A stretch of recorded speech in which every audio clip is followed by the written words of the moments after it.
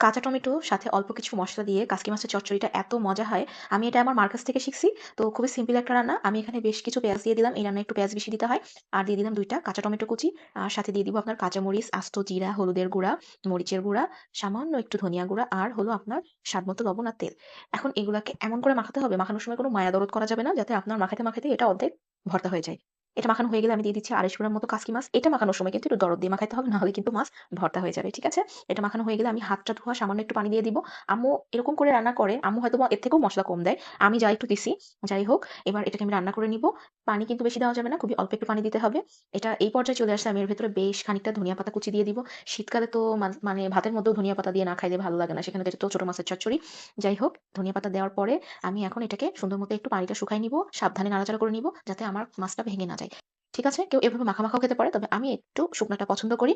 খুবই মজা লাগে। খুবই সিম্পল একটা রেসিপি। সবাই কম বেশি পারি। তারপরেও আমি শেয়ার করলাম। আর রেসিপিটা যদি ভালো লাগে প্লিজ একটু শেয়ার করে দিবেন। আর বাসায় একটু ট্রাই করতে পারেন। আল্লাহ হাফেজ।